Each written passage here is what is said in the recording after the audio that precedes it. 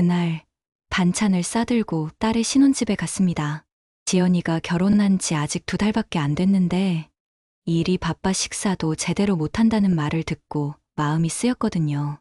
김치찌개, 장조림, 멸치볶음, 그리고 지연이가 좋아하는 깨씹 장아찌까지 새벽 5시부터 부엌에서 연기를 피우며 준비했죠. 애들이 이걸 먹으면서 좀 웃었으면 좋겠다. 그런 마음으로요. 집 앞에 도착했을 때는 오전 9시였습니다. 문 앞에 서서 초인종을 눌렀지만 대답이 없었습니다. 전화를 걸어봐도 아무도 받지 않더군요. 혹시 늦잠을 자나? 조심스럽게 예비 열쇠를 꺼내 문을 열었습니다. 거실에 들어섰는데 어딘가 낯선 향기가 스쳤습니다. 화장품인지 향수인지 지연이 집에서는 맡아본 적 없는 향이었습니다. 반찬 봉투를 식탁 위에 내려놓고 안방 쪽으로 발걸음을 옮겼습니다. 그런데 안방 문이 살짝 열려 있었고 그 안에 누군가 누워 있었습니다. 순간 심장이 쿵 하고 내려앉았습니다. 지연이가 아니었습니다. 침대 위에는 낯선 여자가 지연의 잠옷을 입고 자고 있었습니다. 저는 얼이 빠진 채로 목소리를 내뱉었습니다. 저기 누구세요? 그녀가 눈을 뜨자마자 마치 도둑이 들킨 듯 화들짝 놀라 침대에서 벌떡 일어났습니다. 그리고 한마디도 하지 않고 창문으로 몸을 날렸습니다. 순간 제 손에서 반찬 봉투가 떨어질 뻔했습니다. 심장은 귀 옆에서 북을 치듯 뛰고 손끝은 얼음처럼 차가워졌습니다. 지연이 도대체 이 집에서 무슨 일이 일어나고 있는 거야? 낯선 여자가 창문으로 뛰어내린 뒤 나는 멍하니 서 있었다. 이게 대체 무슨 일이야? 내 딸이 사는 집 맞아? 지연이 잠옷을 입고 있던 저 여자는 뭐야? 심장은 미친 듯이 뛰었고 손끝은 아직도 떨리고 있었다. 그때 현관문이 덜컥 열리더니 사위가 들어왔다. 어머니, 여기 웬일이세요? 그의 목소리가 어쩐지 불편해 보였다. 나는 곧바로 물었다. 아, 그거요? 제 사촌 동생이에요. 잠깐 들렀다가 피곤해서 쉬고 있던 거예요. 사촌? 내 목소리가 갈라졌다. 사촌이 왜 우리 지연이 잠옷을 입고 자? 왜 내가 보자마자 창문으로 뛰어내려? 사위는 웃던 얼굴을 서서히 굳혔다. 그의 눈빛이 잠깐 흔들렸다. 어머니, 괜히 오해하지 마세요. 지연이가 알면 괜히 혼란스러울 수 있으니까. 이 얘기는 그냥 안 하시는 게 좋겠습니다. 그 말에 피가 거꾸로 솟았다. 오해? 내 눈으로 똑똑히 봤는데 그게 오해라고? 사위는 대답하지 않고 식탁 위에 반찬 봉투를 내려다봤다. 마치 대화 자체를 피하려는 듯 했다. 그때 내 휴대폰이 울렸다. 지연이었다. 지연아, 너 지금 어디야? 집에 없더라? 딸의 목소리는 어딘가 불안하게 떨리고 있었다. 엄마, 나 오늘 회사에서 늦게까지 야근해. 그냥 들어가. 아니면 집에 있지 말고 가 있어. 제발. 뭔가 이상했다. 지연의 목소리는 마치 누군가 옆에서 듣고 있는 것처럼 눌려 있었다. 전화를 끊고 사위를 보니 그는 표정 하나 변하지 않고 냉정하게 말했다. 어머니, 지연이는 피곤해요. 괜히 복잡하게 만들지 마시죠. 순간 등골이 오싹해졌다. 이 남자 뭔가 숨기고 있다. 그게 아니고서는 이런 태도가 나올 수 없어. 그날 밤 나는 잠을 이루지 못했다. 눈만 감으면 신혼집 안에서 본 그 낯선 여자의 얼굴이 떠올랐다. 사촌 동생이라고? 거짓말이야. 그 여자 눈빛이 뭔가 달랐다. 분명 사위와 이상한 관계가 있는 게 틀림없어. 불안한 마음은 더 커져만 갔다. 이대로 덮으면 지연이가 더 다칠 수도 있어. 나는 새벽까지 뒤척이다가 결심했다. CCTV를 확인해야 해. 다음 날 아침 나는 신혼집 근처 상가를 돌며 CCTV를 보여달라고 부탁했다. 처음에는 다들 귀찮다는 눈치였지만 제 딸이 사는 집인데 혹시 이상한 사람이 들락날락하는 것 같아서요. 이 한마디에 겨우 허락을 받을 수 있었다. 화면을 돌려보던 순간 내 심장이 철렁 내려앉았다. 내가 집에 들어가기 불과 일치수분 전 낯선 여자가 비번을 치고 집 안으로 들어가는 모습이 그대로 찍혀 있었던 것이다. 사촌 동생? 웃기고 있네.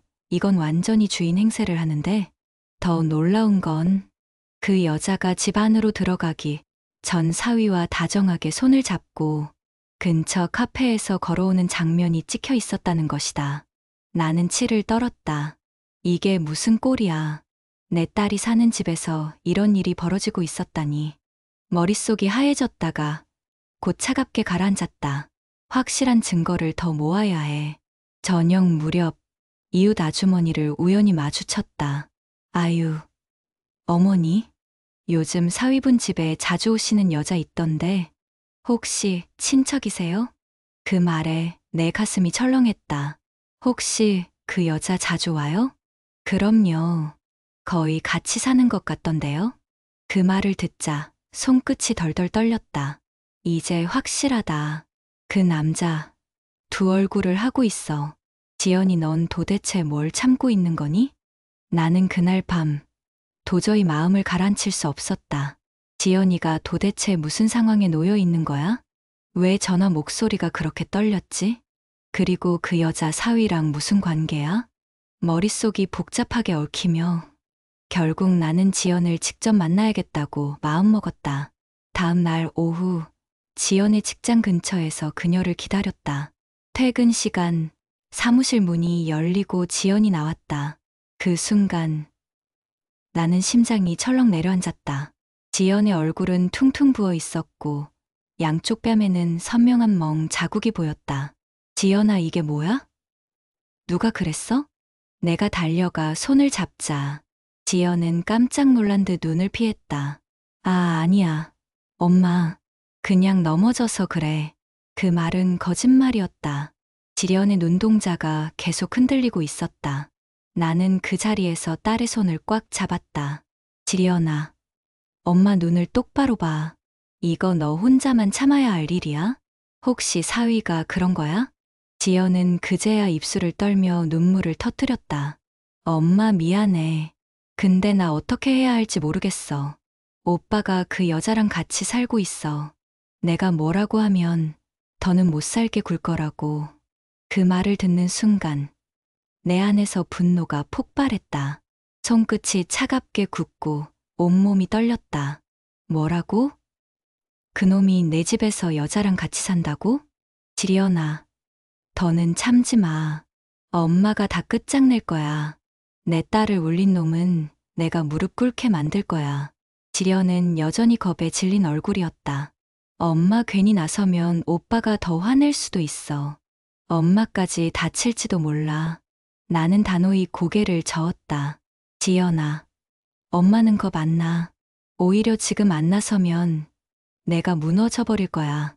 지연의 눈물 어린 고백을 들은 그날 밤, 나는 단 한숨도 잘 수 없었다. 그놈을 그냥 둘 수는 없어. 내 딸을 울린 놈이 어떤 인간인지 끝까지 파헤칠 거야. 다음 날 아침, 나는 사위가 다닌다고 말했던 회사 주소를 들고 찾아갔다. 서울 시내 한 복판, 깔끔한 사무실 건물 앞에서 나는 마음을 다잡았다. 여기서 일하는 게 맞을까? 하지만 문을 열고 들어가자 예상치 못한 대답이 돌아왔다. 안녕하세요. 혹시 이 사람 여기 다니나요? 나는 사위 사진을 보여줬다. 직원은 잠깐 사진을 들여다보더니 고개를 갸웃거렸다. 이분요? 글쎄요, 저희 회사 직원 아닌데요? 뭐라고요? 그럴 리가 없는데요. 여기가 맞을 텐데. 다른 직원에게도 물어봤지만 본 적도 없어요. 아마 잘못 오신 거 아닐까요? 그 말에 등줄기가 싸늘해졌다. 이게 뭐지? 회사원이라고 매일 정장 입고 출근한다더니 전부 거짓말이었어? 분노와 혼란이 뒤섞이며 심장이 빠르게 뛰었다. 그놈 사기꾼이야? 나는 근처 카페에 앉아 사위의 SNS를 뒤져봤다. 거기에는 회의 중, 출장 같은 사진들이 가득했다. 하지만 자세히 들여다보니 사진 속 장소가 모두 무료로 대여 가능한 스터디룸이나 호텔 로비였다. 그제야 모든 것이 퍼즐처럼 맞춰졌다. 이 남자, 직업 자체가 가짜야. 나는 핸드폰을 내려놓으며 이를 악물었다. 지연이가 이런 인간한테 내가 이 사실을 다 밝혀낼 거야. 더 이상 속게 두지 않을 거야. 사위의 거짓 직장을 확인한 그날 저녁, 나는 그를 직접 마주보기로 했다. 이제는 거짓말을 끝내야 한다. 지연이를 더 이상 속게 둘 수 없어. 사위가 신혼집으로 돌아오자 나는 거실에서 그를 기다리고 있었다. 그가 문을 열고 들어오는 순간 나는 단호히 입을 열었다. 너 무슨 일을 하고 있는 거냐? 내 눈빛을 피하던 사위는 어색한 웃음을 지었다. 어머니, 무슨 말씀이세요? 저 회사 다니잖아요. 지연이도 다 알고 있는 얘기인데요. 나는 그의 눈을 똑바로 보며 말했다. 오늘 내 회사에 다녀왔어. 근데 너를 아는 사람은 아무도 없더라. 그 말에 그의 얼굴이 하얗게 굳었다. 눈가가 미세하게 떨리는 게 내 눈에 보였다. 거짓말하지 마. 내가 회사원인 척하는 거 다 들통났다. 지연이한테까지 거짓말할 생각하지 마라. 사위는 잠시 침묵하더니 억지로 담담한 척 목소리를 깔았다. 어머니, 지금 무슨 말씀이신지. 사람이 살다 보면 사정이 있을 수 있잖아요. 사정? 그게 거짓말을 할 이유가 돼? 내 딸은 내 말만 믿고 있는데 너 지금 대체 뭐 하는 놈이야? 그제야 사위는 비웃듯 입꼬리를 올렸다. 어머니, 그냥 모른 척 하세요. 지연이한테 이런 얘기하시면 괜히 복잡해져요. 좋게 넘어가자고요. 그 태도에 손이 덜덜 떨렸다. 이 남자 정말 뭔가 숨기고 있어. 그리고 그게 단순한 거짓말이 아니야. 나는 속으로 다짐했다. 이제부터 내가 숨긴 모든 진실을 다 파헤칠 거다. 사위와의 대화를 마치고 돌아온 그날 밤, 나는 도저히 가만히 있을 수 없었다. 이 남자가 뭘 하는지 직접 확인해야 한다.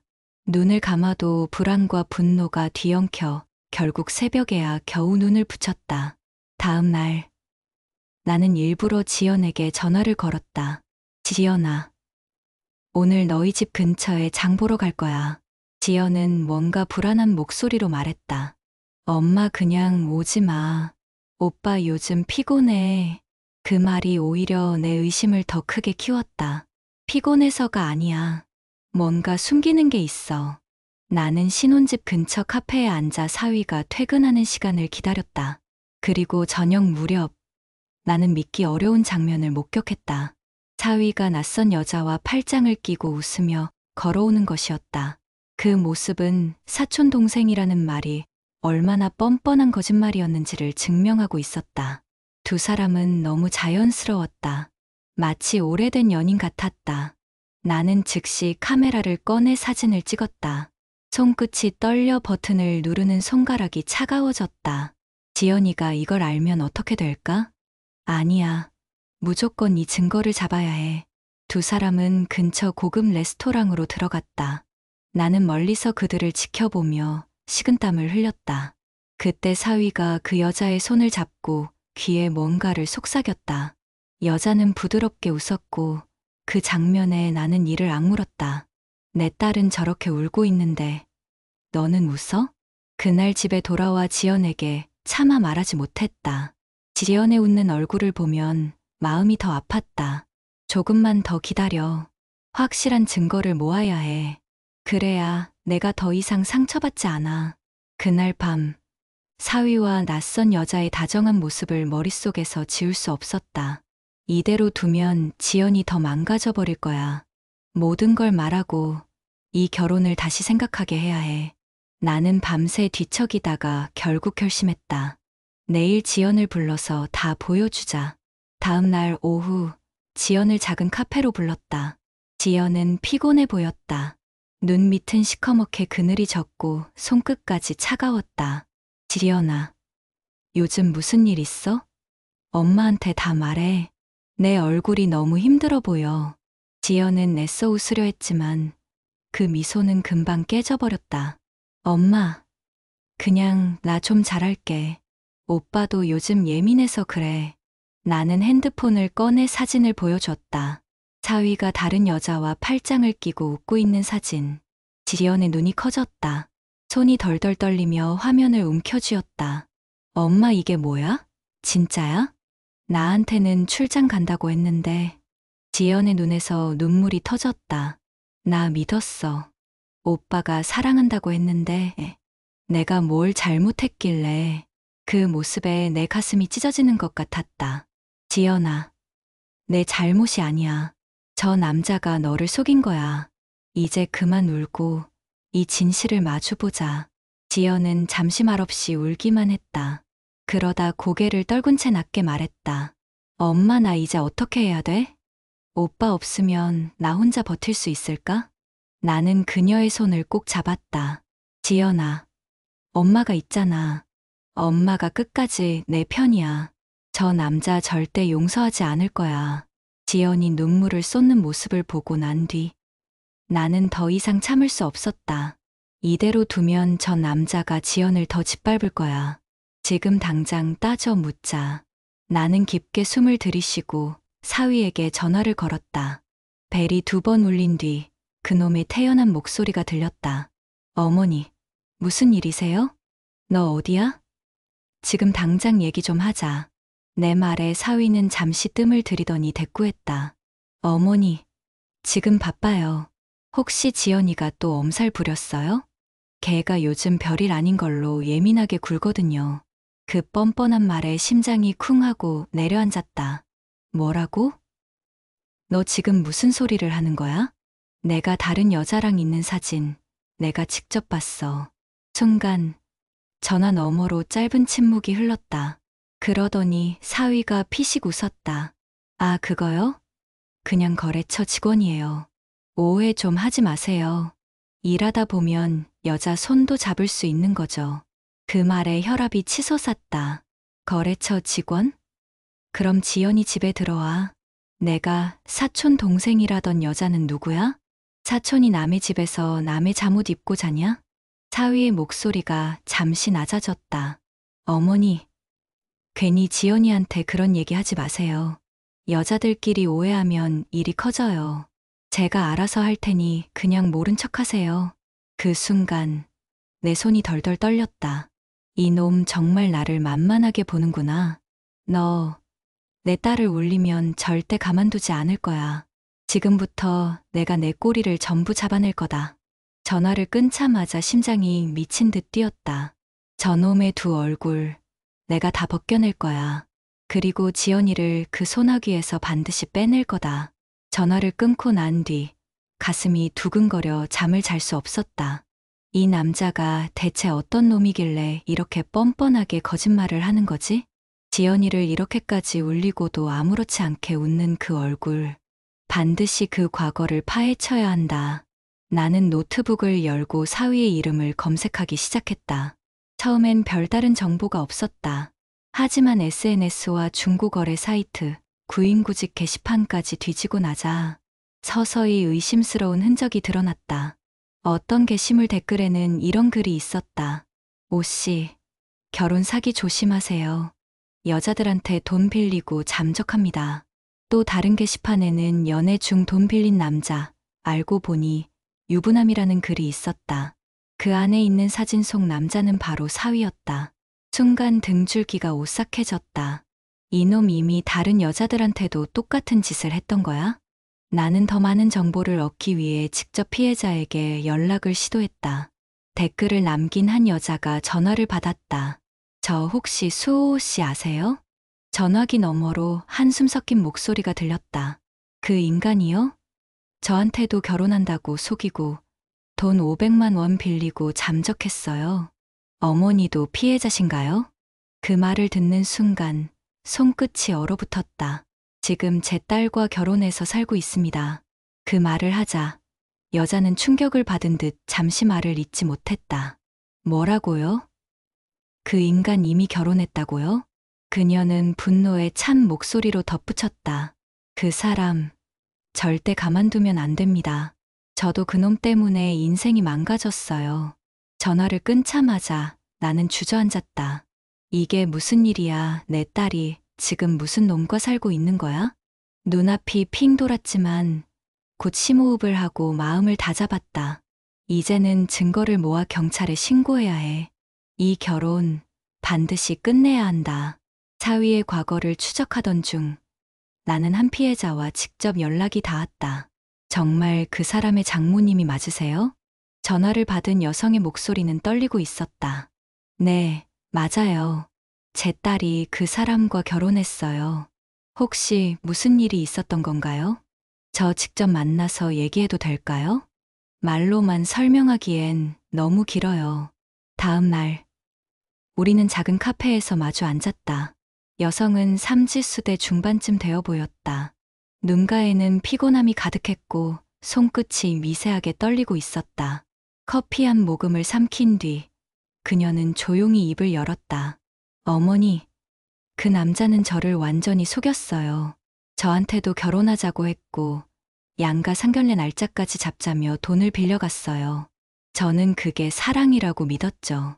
하지만 어느 날 갑자기 사라졌어요. 전화도 메시지도 다 막았고 저는 그때 깨달았어요. 아, 내가 사기당했구나. 나는 숨을 삼켰다. 그게 몇 년 전 일이에요? 1년 조금 넘었어요. 근데 그 사람이 아직도 같은 짓을 하고 있다니. 그녀의 눈가가 붉게 물들었다. 어머니, 제발 그 남자한테 꼭 벌을 주세요. 저 같은 피해자가 또 생기지 않게요.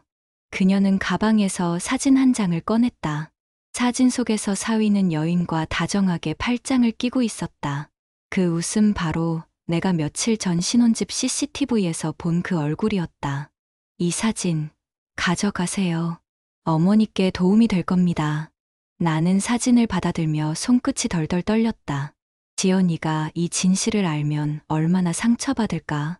하지만 이대로 숨길 수는 없어. 내가 끝까지 이 진실을 밝혀야 해. 카페를 나서며 하늘을 올려다봤다. 희미한 빗방울이 떨어지고 있었다. 하늘도 울고 있구나. 하지만 난 멈출 수 없어. 이제 시작이야. 피해자의 증언과 사진을 손에 쥐고 돌아오는 길.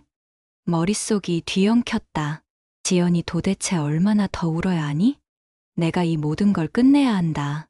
나는 결심했다. 사위의 휴대폰만 확인하면 모든 진실이 드러날 거야.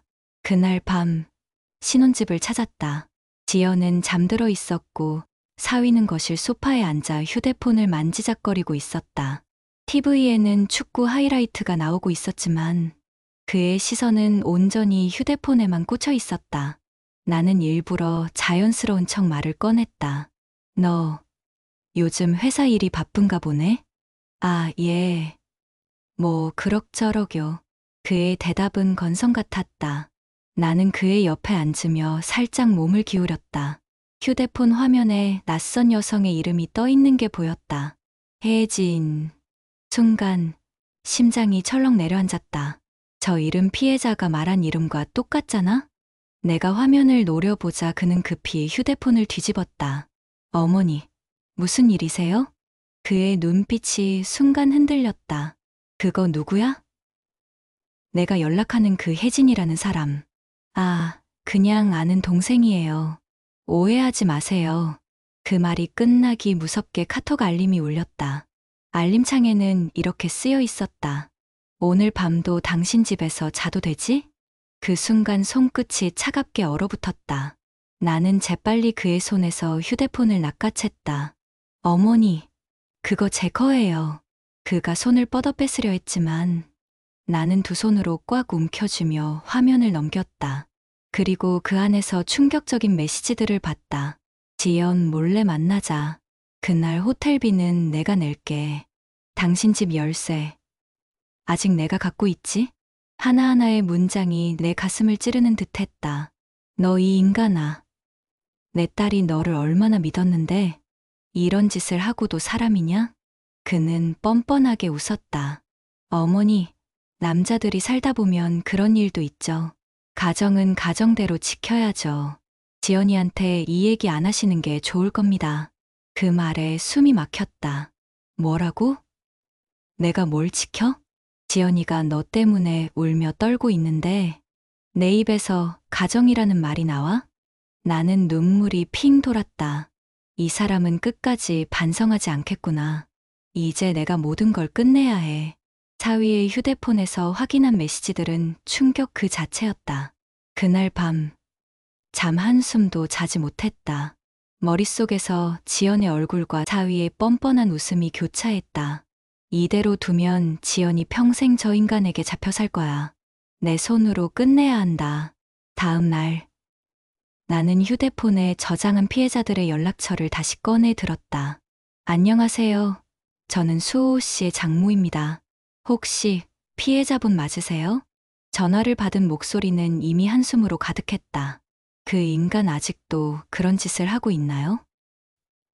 네, 제 딸이 그 사람과 결혼해 살고 있습니다. 저희가 힘을 합치지 않으면 또 다른 피해자가 생길 겁니다. 그녀는 잠시 침묵하다가 단호히 말했다.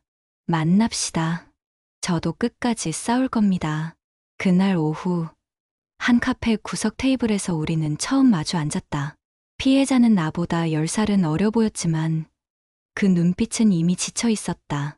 저는 이 남자에게 결혼하자는 말에 속아 500만 원을 빌려줬습니다. 돌려받지도 못했고 그 사람은 연락을 끊었죠. 그때 정말 죽고 싶을 정도로 힘들었어요. 나는 그녀의 떨리는 손을 잡았다. 이제 우리가 이길 차례예요. 저 인간은 다시는 밖에서 웃을 수 없게 만들 겁니다. 우리는 다른 피해자들에게도 연락을 돌렸다.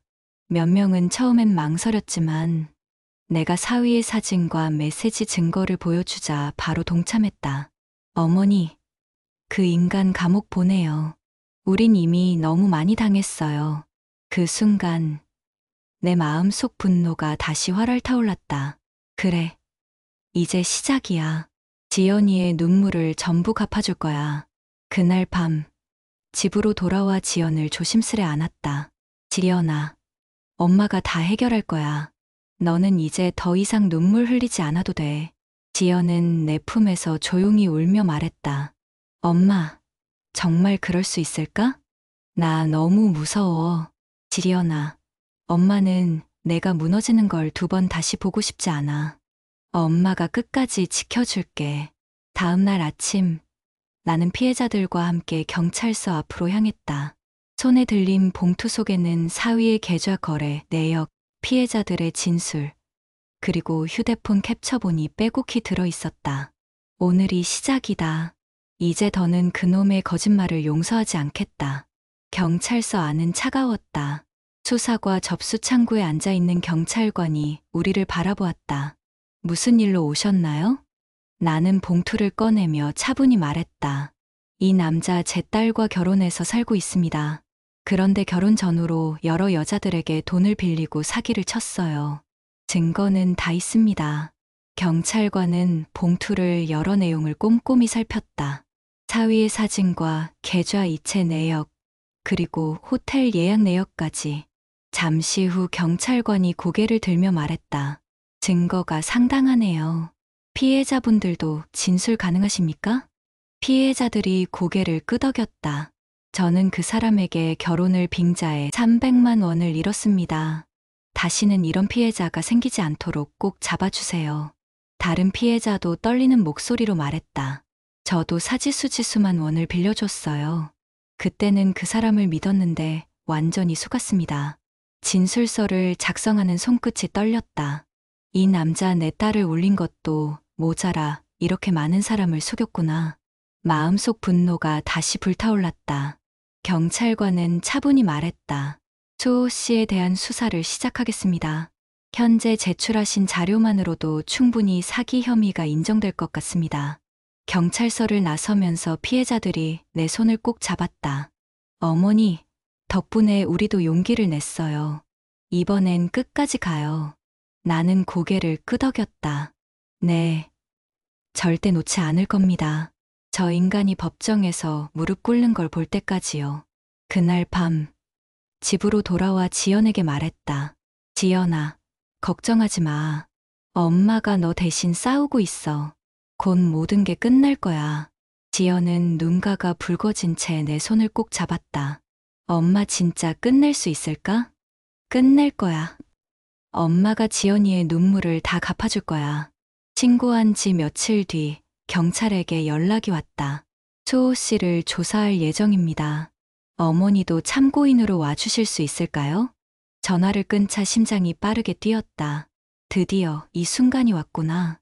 이제 저놈이 어떻게 나오는지 끝까지 지켜봐야 한다. 경찰서 조사실 앞에 도착하자 이미 사위가 앉아 있었다. 그는 양복 차림에 머리를 단정히 빗고 있었지만 눈빛에는 전혀 죄책감이 보이지 않았다. 오히려 나를 보자 얄밉게 웃었다. 어머니, 이게 다 무슨 난리세요? 사람을 이렇게까지 끌어내리시려고요? 경찰이 차갑게 말했다. 수호 씨, 장모님께 예의를 지키세요. 지금은 농담할 때가 아닙니다. 사위는 억지 웃음을 지으며 팔짱을 꼈다. 저는 아무 잘못 없어요. 다들 저를 질투해서 없는 얘기를 지어내는 거예요. 경찰관은 차분히 서류를 내밀었다. 이 계좌 내역, 피해자들의 증언, 그리고 호텔 예약 기록, 이걸 어떻게 설명하시겠습니까? 순간 그의 얼굴이 굳었다가 금세 다시 웃음을 지었다. 그냥 친구들이랑 다녀온 겁니다. 돈도 빌린 거지 사기친 게 아니에요. 다 갚을 생각이었으니까요. 그 뻔뻔함에 내가 참지 못하고 나섰다. 빌린 거? 거짓말하지 마. 지연이를 속이고 다른 여자들에게도 결혼하자고 하며 돈을 빼앗았잖아. 너 같은 인간은 아버지라 부를 자격도 없어. 내 목소리에 조사실 안공기가 얼어붙었다.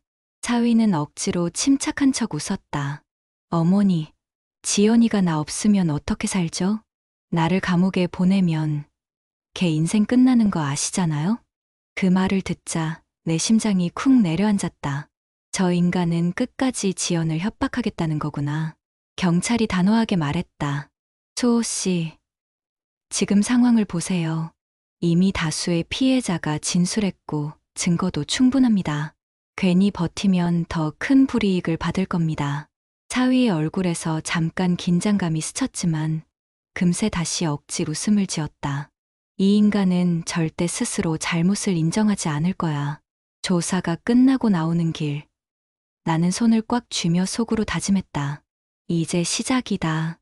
저놈이 무릎 꿇을 때까지 절대 멈추지 않을 거야. 조사가 끝난 뒤 며칠 동안 경찰은 추가 피해자들의 증언과 증거를 하나씩 모았다. 나는 하루하루가 전쟁 같았다. 혹시 저놈이 빠져나가면 어쩌지? 그 불안감에 밤마다 잠에서 깨곤 했다. 그러던 어느 날 경찰에게서 전화가 왔다. 어머니, 수호 씨에 대한 증거가 충분합니다. 사기 혐의로 구속영장을 청구했습니다. 순간 가슴이 쿵 내려앉았다. 드디어 이 악몽이 끝날 수 있을까? 하지만 안심할 겨를은 없었다. 사위가 끝까지 버티며 발버둥칠 게 분명했기 때문이다. 영장 실질 심사가 열리던 날, 나는 피해자들과 함께 법원 앞에 섰다. 사위는 수갑을 차고 나왔지만 여전히 비웃음을 잃지 않았다. 어머니, 이렇게까지 하실 줄은 몰랐네요. 내가 나가면 후회하실 거예요. 그 한마디에 손끝이 덜덜 떨렸다. 이 인간은 마지막 순간까지도 뻔뻔하구나. 심사 결과가 발표되자 판사의 목소리가 법정 안을 울렸다. 피고인은 도주 및 증거인멸 우려가 있어 구속을 명령한다. 그 말에 사위의 얼굴에서 비로소 당황한 기색이 비쳤다. 안 됩니다. 억울해요. 그의 외침은 허공에 메아리칠 뿐이었다. 나는 자리에서 일어나 조용히 속삭였다. 지연아, 이제 끝이다. 너를 울리던 그 인간, 다시는 내 앞에 나타나지 못할 거야. 집에 돌아오자 지연이 두 눈이 벌겋게 충혈된 채 물었다. 엄마 진짜 그 사람 구속됐어? 나는 그녀의 손을 꼭 잡았다. 그래, 이제 너는 자유야. 이제부터는 울지 말고 너답게 웃어. 지연은 그 자리에서 무너져 울었다. 그 울음은 슬픔이 아니라 오랫동안 눌러왔던 고통이 풀리는 울음이었다. 사위가 구속되던 날, 나는 속으로 이제 끝났다고 생각했다. 지연도 한동안 편히 잠을 자는 듯했다. 하지만 그 평화는 오래가지 않았다. 며칠 뒤 경찰에게서 전화가 걸려왔다. 어머니, 수호 씨가 구치소 안에서 불법적으로 휴대폰을 사용한 정황이 포착됐습니다. 경찰관의 목소리가 차갑게 이어졌다. 외부에 협박성 메시지를 보낸 기록이 있습니다. 혹시 최근에 연락받으신 적 있나요? 나는 깜짝 놀라 목소리가 떨렸다. 아니요, 저는 받은 적 없어요. 그 사람이 또 무슨 짓을 한 겁니까? 경찰관은 깊은 한숨을 내쉬며 말했다. 이 사람, 감옥 안에서도 정신을 못 차리고 있습니다. 추가 조사에 들어갈 예정입니다. 그날 저녁, 피해자 중 한 명에게서 메시지가 도착했다. 어머니 저한테 또 협박 문자가 왔어요. 그녀가 보낸 사진 속 메시지에는 이렇게 적혀 있었다.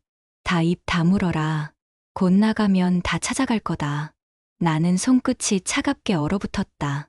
저 인간, 감옥 안에서도 협박을 해? 심장이 두근거려 숨쉬기가 힘들었다. 지연에게는 차마 이 사실을 말하지 못했다. 하지만 지연은 이미 눈치를 챘다. 엄마, 요즘 표정이 너무 어두워.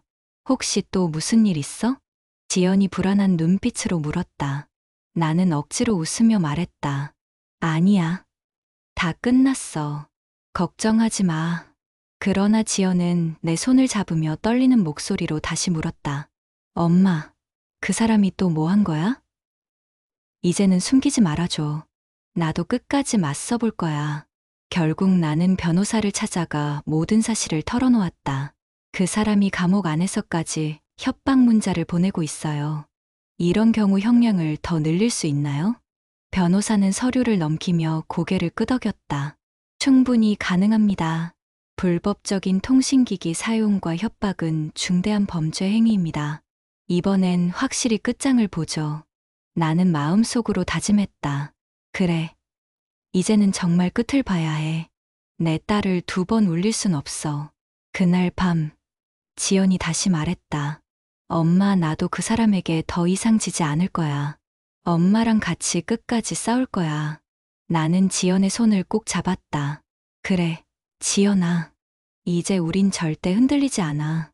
저 인간은 이번에 완전히 무너질 거야.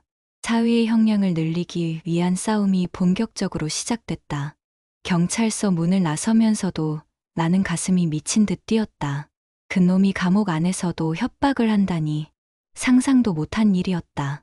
손에 쥔 증거 사진이 땀으로 젖어 축축해졌다.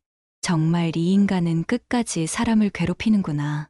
혼잣말을 내뱉으며 택시에 올랐다. 차창 밖으로 흐려지는 거리 불빛이 마치 내 심장 박동처럼 떨렸다. 집에 도착하니 지연이 현관 앞에서 서성이고 있었다. 나를 보자마자 그녀가 달려와 물었다. 엄마, 경찰서 다녀온 거야? 무슨 일 있었어? 얼굴이 너무 하얘졌어. 나는 잠시 말을 잇지 못했다. 지연의 얼굴에 담긴 두려움과 걱정이 너무나 선명했기 때문이다. 지연아, 그 사람 있잖니. 감옥 안에서도 휴대폰을 몰래 쓰고 있대. 내 말을 들은 지연의 눈이 크게 흔들렸다. 뭐라고? 감옥에 있는데 어떻게 그런 게 가능해? 그녀의 목소리가 떨렸다. 나는 지연의 어깨를 잡았다. 피해자들이 다 협박 메시지를 받았어. 곧 나간다며 겁을 주고 있어. 경찰이 지금 증거를 모으고 있으니까 걱정하지 마. 이번엔 절대 빠져나가지 못하게 할 거야. 지연은 힘없이 바닥에 주저앉았다. 엄마, 나 왜 이렇게 무서워? 그 사람이 또 우리를 찾아올까 봐. 나는 지연을 끌어안으며 속삭였다. 아니야, 지연아. 엄마가 지켜줄게. 그 인간이 다시는 내 앞에 나타나지 못하게 할 거야. 그날 밤, 나는 변호사 사무실을 찾았다. 서류를 건네며 이를 악물고 말했다. 이 사람이 감옥 안에서 협박을 하고 있어요. 증거를 다 모았어요. 이번엔 정말 끝장을 보고 싶습니다. 변호사가 서류를 차례로 훑어보더니 고개를 끄덕였다. 이건 불법 통신기기 사용, 그리고 협박. 형량이 최소 몇 년은 더 늘어날 겁니다. 추가 기소를 준비해 보겠습니다. 나는 한숨을 내쉬었다. 하지만 안도감보다는 분노가 더 컸다. 이 인간은 마지막까지도 사람을 괴롭히는데 온 힘을 쓰는구나. 좋아. 이번엔 나도 끝까지 가보자. 집에 돌아오니 지연이 소파에 앉아 있었다. 그녀는 손에 작은 사진첩을 들고 있었다. 엄마, 이거 결혼식 때 찍은 사진인데 다 찢어버릴까 봐. 지연의 손이 덜덜 떨리고 있었다. 나는 그녀의 손에서 사진첩을 천천히 가져오며 말했다. 지연아, 그 사진은 그냥 놔두자. 내가 울면서 찍은 날이지만 언젠가 내가 이겨냈다는 증거가 될 거야. 지연은 울먹이며 내 품에 안겼다. 엄마, 나 너무 후회돼. 왜 그 사람을 믿었을까? 나는 지연의 등을 토닥이며 말했다. 후회하지 마. 너는 잘못한 게 없어. 그놈이 잘못된 거지. 엄마가 다 막아줄게. 다음 날 경찰에게서 다시 연락이 왔다. 어머니, 수호 씨의 감방에서 불법 휴대폰이 압수됐습니다. 협박 문자가 전부 저장돼 있더군요. 추가 조사에 들어갑니다. 그 말을 들었을 때 손에서 힘이 풀리며 눈물이 핑 돌았다. 정말 잘 됐네요. 이제 확실히 잡을 수 있겠죠? 네. 이 정도면 형량이 대폭 늘어날 겁니다. 그날 저녁, 지연과 함께 앉아 조용히 저녁을 먹었다. 지연이 젓가락을 내려놓고 말했다. 엄마, 그 사람 정말 2번 다시 못 나오게 되는 거지? 나는 그녀의 눈을 바라보며 힘있게 고개를 끄덕였다. 그래, 이젠 끝이야. 이번에 모든 게 마무리될 거야. 우린 이제 새로 시작해야지. 지연은 그 말을 듣자 고개를 숙인 채 눈물을 떨궜다. 그 눈물 속에는 분노도 슬픔도 그리고 안도의 감정도 섞여 있었다. 사위가 구속되고 추가 증거가 확보되자 경찰은 본격적으로 그의 숨겨진 재산까지 추적하기 시작했다. 나는 그 소식을 듣고 마음이 복잡해졌다. 저 인간이 빼돌린 돈이 있다면 그걸 찾아 피해자들을 돕는 게 맞아. 지연이도 새로운 삶을 시작해야 하니까 변호사에게 연락을 하자 그는 곧장 말했다. 어머니, 수호 씨 명의로 된 계좌를 모두 조회해봤습니다. 국내 계좌뿐만 아니라 해외로 빼돌린 흔적이 있습니다. 나는 귀를 의심했다. 해외로요? 도대체 얼마나 숨겨놓은 겁니까? 변호사는 노트북 화면을 돌려 보여줬다. 거기엔 1억 3천만 원이라는 숫자가 선명히 찍혀 있었다. 이 돈은 대부분 피해자들에게서 뜯어낸 걸로 보입니다. 법적으로 환수 절차를 밟으면 돌려받을 수 있습니다. 집에 돌아와 지연에게 이 사실을 말했다. 지연아, 내 남편이라는 그 인간 피해자들 돈을 이렇게 빼돌렸대. 우리가 꼭 찾아야 해. 지연은 얼굴이 창백해진 채 조용히 중얼거렸다. 엄마, 그 돈 다 나 같은 사람들 돈이잖아. 나도 속았지만 다른 피해자들은 나보다 더 고통스러울 거야. 나는 지연의 손을 꼭 잡았다. 그래서 우리가 끝까지 해야 하는 거야. 엄마가 끝까지 찾아서 그 돈을 피해자들에게 돌려줄 거야. 너도 이 과정을 보면서 다시는 그런 인간들에게 휘둘리지 않겠다는 걸 배우면 돼. 며칠 뒤 피해자들과 모였다. 한 여성은 여전히 눈가가 퀭했다. 어머니, 우리가 그 돈을 돌려받을 수 있을까요? 솔직히 포기하고 살았어요. 누가 우리 같은 사람들 편을 들어주겠어요. 나는 그녀의 손을 꼭 잡았다. 우리가 함께 싸우면 할 수 있어요. 그 돈은 우리 눈물이 모인 피 같은 돈이에요. 끝까지 포기하지 마요. 그 말에 다른 피해자들도 고개를 끄덕였다. 그날 밤, 지연이 거실에서 내 옆에 앉아 속삭였다. 엄마, 나 이제 그 사람의 이름조차 듣기 싫어. 그 사람이 내 인생을 망쳤다고 생각했는데 엄마 덕분에 이제는 이겨낼 수 있을 것 같아. 나는 지연의 등을 토닥이며 말했다. 지연아, 인생은 다시 시작할 수 있어. 너는 이제 새로운 삶을 살 거야. 엄마가 항상 내 뒤에 있을 거야. 며칠 후 경찰과 변호사의 노력 끝에 사위가 숨겨둔 계좌가 모두 동결됐다. 변호사에게서 전화가 왔다. 어머니, 해외 계좌까지 전부 압류됐습니다. 곧 절차를 밟아 피해자들에게 분배할 수 있습니다. 그 말을 듣는 순간 눈물이 핑 돌았다. 정말 다 끝나가는구나. 작은 식탁에 피해자들과 모여 앉았다. 한 남성이 술잔을 들며 말했다. 이제 우리 피해자가 아니에요. 다시는 그런 인간에게 당하지 않을 겁니다. 그 말에 모두가 고개를 끄덕였다. 지연은 조용히 내 손을 잡으며 속삭였다. 엄마, 정말 고마워. 나도 엄마처럼 강한 사람이 될게. 나는 지연의 눈을 바라보며 말했다. 지연아, 우리는 이미 이겼어. 저 인간은 감옥에서 평생 후회하면서 살 거야. 이제 우리도 새로운 미래를 준비하자. 그 순간 창밖으로 봄 햇살이 들어와 우리 얼굴을 따뜻하게 비췄다. 마치 모든 고통이 조금씩 녹아내리는 듯한 느낌이었다. 사위가 감옥에 갇히고 숨겨둔 재산까지 모두 압류된 뒤 우리 집안에는 오랜만에 평화가 찾아왔다. 하지만 마음 한구석은 여전히 공허했다. 지난 몇 달 동안 너무 많은 일이 있었다.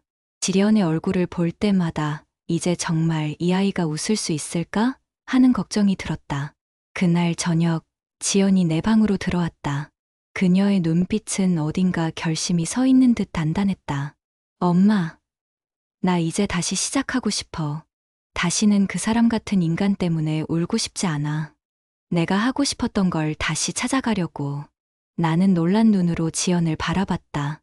정말 그럴 수 있겠니? 아직 마음이 다 회복되지도 않았는데. 지연은 고개를 끄덕였다. 엄마, 상처가 아물 때까지 기다리다 보면 평생 아무것도 못할 것 같아. 나 요리 배우고 싶어. 내가 좋아하는 걸로 다시 살아보고 싶어. 그 말을 듣자 가슴이 먹먹해졌다. 그토록 무너져 있던 아이가 다시 삶을 바라보기 시작했다는 게 기적처럼 느껴졌다. 그래, 지연아. 엄마가 너 하고 싶은 거 다 밀어줄게. 엄마도 너랑 함께 새로 시작할 거야. 며칠 후, 우리는 피해자들과 마지막으로 모였다. 한 여성은 나를 보며 울먹였다. 어머니 덕분에 우리도 목소리를 낼 수 있었어요. 정말 감사합니다. 저희는 이제 피해자가 아니라 살아남은 사람들이에요. 나는 그 말을 듣고 눈물이 핑 돌았다. 우리가 다 같이 싸웠기 때문에 이길 수 있었어요. 우리 모두 강해졌어요. 그리고 이 고통은 절대 헛되지 않을 거예요. 지리언이 그 자리에서 조용히 입을 열었다. 저도 감사합니다. 사실 저는 처음엔 너무 부끄러웠어요. 제가 그 사람을 잘못 본 탓에 엄마와 피해자분들까지 고생을 하게 해서. 하지만 이제 알아요. 잘못한 건 그 사람이지 저나 여러분이 아니에요.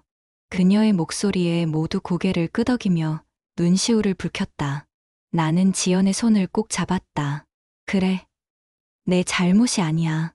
이제 우리 다 잊고 새로운 시작을 하자.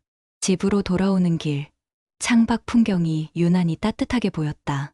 마치 모든 게 제자리를 찾아가는 것 같았다. 그날 밤, 지연이 나를 바라보며 말했다. 엄마, 나 이제 그 사람 이름조차 생각하기 싫어. 앞으로는 묻는 날만 있을 거야. 엄마도 웃자. 나는 그녀를 꼭 안았다. 그래, 우리 이제 다시 웃자. 다시는 아무도 우리를 울리지 못하게 하자. 마지막 법정 통보가 왔다. 사위의 형량은 최종적으로 19년형으로 확정되었다는 소식이었다. 변호사가 전화를 걸어왔다. 이제 모든 절차가 끝났습니다. 다시는 그 사람이 세상 밖으로 쉽게 나올 수 없을 겁니다. 나는 전화를 끊고 한참 동안 눈을 감았다. 마치 어깨에 얹힌 돌덩이가 천천히 내려가는 기분이었다. 봄 햇살이 비치는 주방에서 지연이 아침을 준비하며 웃고 있었다. 그 모습을 보며 나는 속으로 다짐했다. 이제 진짜 끝이다. 우리는 다시 시작할 거야. 지연이 웃는 날만 남게 할 거야. 나는 지연에게 말했다. 지연아, 앞으로 내가 어떤 길을 가든 엄마가 늘 곁에 있을 거야. 이제 진짜 행복만 찾아가자. 지연이 눈가에 눈물을 머금고 웃으며 대답했다. 엄마, 이제 우리 둘 다 울지 말자. 웃으면서 살자. 이 이야기를 끝까지 들어주셔서 감사합니다. 구독과 좋아요, 알림 설정은 저에게 큰 힘이 됩니다.